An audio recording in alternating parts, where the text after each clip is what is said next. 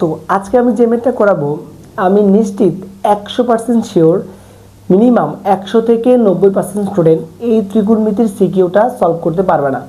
তুমি যদি আমার সাথে 100% কনফিডেন্স থাকো তুমি এই প্রশ্নটা সলভ করতে পারবা। তো তোমার কাজ হচ্ছে তুমি ভিডিওটা পজ করবা আর এই প্রশ্নটা সলভ করবা এবং আমার সাথে উত্তর মিলায় দেখবা তোমার কি মিলছে কিনা। তো হ্যালো এভরিওয়ান, আজকে আমরা কথা বলবো ত্রিকোণমিতি থেকে অনেক গুরুত্বপূর্ণ একটা প্রশ্ন, যে প্রশ্নটা বিগত প্রি টেস্ট পরীক্ষায় অনেকবার আসছে এবং বিভিন্ন টেস্ট পেপার ঘাটাঘাটি করে দেখা গেছে যে এই প্রশ্নটা মিনিমাম 7বার থেকে 8বার আসছে। তো তোমরা বুঝো এই প্রশ্নটা কতটা গুরুত্বপূর্ণ। তো চলো আমরা এই প্রশ্নটা সলভ করে ফেলি। আচ্ছা, এখানে তোমাকে পির ভ্যালু দিয়ে দিছে sine theta plus cos theta এবং তারা বলছে sec theta plus cosec theta equal কত পি। এইটা হচ্ছে কিউ। তো তোমাকে বলছে পি বাই কিউ এর ভ্যালু বের করতে। তো তুমি তো জানো পির মান কত, একটু খেয়াল করো। ক নাম্বারটা যদি আমরা করি sine theta plus cos theta, এটা হচ্ছে পির ভ্যালু, আর হচ্ছে sec theta plus cosec theta এটা হচ্ছে কিউ এর ভ্যালু। তো তোমাকে বলছে যে হচ্ছে পি বাই কিউ এর ভ্যালু বের করতে। একটু খেয়াল করো, তাহলে পির ভ্যালু কত? পির ভ্যালু হচ্ছে sine theta plus cos theta এবং কিউ এর ভ্যালু কত? Sec theta plus cosec theta. তো তোমরা যারা আমার বেসিক ভিডিওটা দেখছো তারা হয়তো বা জানো যে ভাইয়া আমরা সবসময় ত্রিকোণমিতির 3টা বেসিক ফর্মে নেওয়ার চেষ্টা করব। একটা হচ্ছে সাইন কস, আর টেন থাকলে সাইন বাই কস, কট থাকলে কস বাই সেক। বুঝতে পারছি? যত জায়গায় সাইন কস না থাকবো সেখানে আমরা সাইন কস বানানোর ট্রাই করব। কীভাবে একটু খেয়াল করো। দেখো সেকরে যদি আমরা বেসিক ফর্মেটে যাই তাহলে কি হবে? 1/cos। তাহলে লিখবো যে 1/cos। কেন বলছি ভাইয়া বলো তো? আমরা শিখছি সবসময় বেসিক ফর্মেটে যাব। তারপর কোসেক মানে কি? 1/sin। আশা করি এতটুকু বুঝতে পারছো। তাহলে উপরে কোনো কাজ নাই, উপরে ঠিক থাকুক sine theta plus cos theta. আর নিচে যদি আমি লসাগু নিতে চাই, লসাগু কস থিটাও হবে, লসাগু সাইন থিটাও হবে। তাহলে কজ আর কস বাদ কি থাকে? সাইন। সাইনের সাথে 1 গুণ করলে কি হবে? সাইন থিটা প্লাস কজ আর সাইন আর সাইন বাদ তাহলে কি থাকে? কস। কজ আর 1 গুণ করলে কি হবে? Cos theta.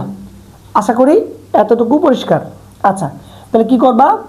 উপরেটা দেখো sign theta plus cos theta, এই যে বাগের পরিবর্তে হচ্ছে গুণ, এটা আছে নিচে, এটা চলে যাবে উপরে, যে সাইন থিটা ইন্টু হচ্ছে কত?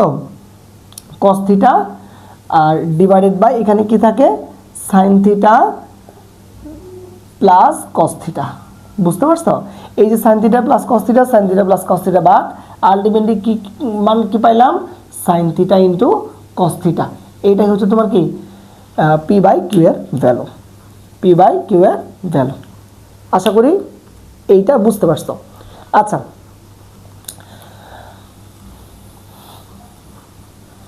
তো এইবার আমরা দেখব আমাদের খ নাম্বার প্রশ্ন। একটু খেয়াল করো, খ নাম্বার প্রশ্নে বলছে কিউ এর ভ্যালু। তাহলে কিউ এর ভ্যালু ভাইয়া কি দেওয়া? যে sec theta plus cosec theta, এটা হচ্ছে কিউ এর ভ্যালু। তোমাকে লেফট হ্যান্ড সাইডে একটা বলছে যে Q into P square minus 1, এটা প্রমাণ করো যে রাইট হ্যান্ড সাইড 2p। তাহলে খেয়াল করো, আমরা কিউ এর একটা মান পাইছি, এটা বসায় দেই যে sec theta plus cosec theta. একটু মনোযোগ দিয়ে দেখো, ব্র্যাকেট পি স্কোয়ার। পির ভ্যালু কত? পির ভ্যালু হচ্ছে, দেখো খেয়াল করো, পির ভ্যালু হচ্ছে sine theta plus cos theta, তার উপরে স্কোয়ার আছে যে স্কোয়ার, তারপর কি -1, একটা থার্ড ব্র্যাকেট দিয়ে দিলাম। এতটুকু বুঝতে পারছো? আচ্ছা খেয়াল করো, তারপর কি লিখতে পারি? Sec theta plus cosec theta. আচ্ছা, এটা যদি a plus b whole square সূত্র পড়ায় তাহলে কি হবে? এ স্কোয়ার প্লাস সূত্রে 2ab 2 sine theta cos theta plus b square. B square মানে কি? Cos square. একটু খেয়াল করো, বি স্কোয়ার মানে কস স্কোয়ার -1। বলো এতটুকু বুঝতে পারছো কিনা? আশা করি বুঝতে পারছো। তাহলে এই যে sec theta plus cosec theta, এখন এই যে সাইন স্কোয়ার আর এই কস স্কোয়ারে আমরা 1 লিখতে পারি। আচ্ছা, ডাইরেক্ট সেকেন্ড ব্র্যাকেট দিয়ে দিই, 1 plus 2 sine theta into cos theta এই -1। আশা করি বুঝতে পারছো। তাহলে এখন এখানে যে কাজটা আমরা করতে পারি, এই +1 -1 কাটা, তাহলে এটা তো তার সাথে গুণ অবস্থায় আছে, তাই না?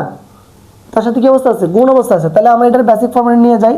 সেক মানে কি 1/cos থিটা প্লাস কোসেক মানে কি 1/sin থিটা, আর এখানে কি 1/sin theta, 1/sin sine theta, এখানে কি আছে 2 সাইন থিটা ইন্টু কি কস থিটা। আশা করি এতটুকু বুঝতে পারছো। এখন কি করতে পারি বা এখন যদি আমরা লসাগু নেই, কস থিটাও লসাগু, সাইন থিটাও লসাগু, কস আর কস বাদ, তাহলে কি থাকে সাইন থিটা, আর এখানে সাইন আর সাইন বাদ, তাহলে কি থাকে কস থিটা। এখানে 2 ইন্টু সাইন থিটা ইন্টু হচ্ছে কস থিটা। আশা করি এতটুকু বুঝতে পারছো।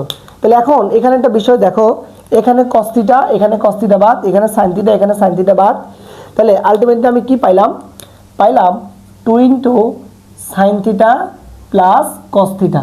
বা একটু খেয়াল করো যে 2 সাইন থিটা প্লাস কস থিটার ভ্যালু দেখো তো পি না, এই পি, এটাই ছিল তোমার রাইট হ্যান্ড সাইড। এটা খুবই গুরুত্বপূর্ণ, খুবই গুরুত্বপূর্ণ। এটা তুমি কয়টা স্টার দিবা বলো, এটা তুমি 10টা স্টার দিলেও এটা ফোরাবে না, এতটা গুরুত্বপূর্ণ। বুঝতে পারছো? এই প্রশ্নটা খুবই গুরুত্বপূর্ণ ছিল।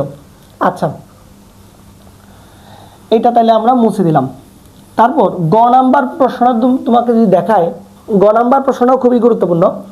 গ নাম্বার প্রশ্নটা লেফট হ্যান্ড সাইডে কি বলছে দেখো, লেফট হ্যান্ড সাইড তোমাকে বলছে যে cos square theta divided by 2 minus 2 sine square theta minus cosec square theta. এটা প্রমাণ করতে বলছে, এই যে রাইট হ্যান্ড সাইডটা প্রমাণ করতে বলছে। একটু খেয়াল করো ভাইয়া, এখানে যদি আমি cos স্কয়ার থিটাটা রাখি, এখানে 2 আছে, এখানে 2 আছে, 2 কমন নিই, তাহলে কি থাকবে 1 minus sine square theta minus cosec. আচ্ছা, কোসেক আমরা বেসিকে নিয়ে যাই, দেখো বেসিকে নিলে কি হবে 1 বাই সাইন স্কয়ার থিটা। বলো বুঝছো কিনা? এতটুকু আশা করি বুঝতে পারছো। এখন কি করব, এই cos স্কয়ারটা উপরে থাকুক, 2 1 মাইনাস সাইন স্কয়ার থিটার সূত্র কি cos square theta minus 1 by sine square theta. আশা করি বুঝতে পারছো কি করছি, এই যে 1 minus cos square theta, sorry 1 minus sine square থিটার জায়গায় cos স্কয়ার বসাইছি। এখন তুমি যদি জাস্ট হচ্ছে লসাগু নাও, নিচে লসাগু কি হবে ভাইয়া সাইন স্কয়ার থিটা, তাহলে সাইন স্কয়ার থিটার সাথে 2 গুণ করলে 2 সাইন স্কয়ার থিটা আর cos স্কয়ার থিটা তো আছেই, cos স্কয়ার থিটা মাইনাস 1। বুঝতে পারছো? এখন কি কাজটা করতে পারি, এখন জাস্ট উল্টাবো, দেখো cos স্কয়ার থিটা রাখলাম, ভাগের পরিবর্তে গুণ, সাইন স্কয়ারটা উপরে আর নিচে কি 2 sine square theta into cos square theta minus 1। আশা করি এতটুকু বুঝতে পারছি।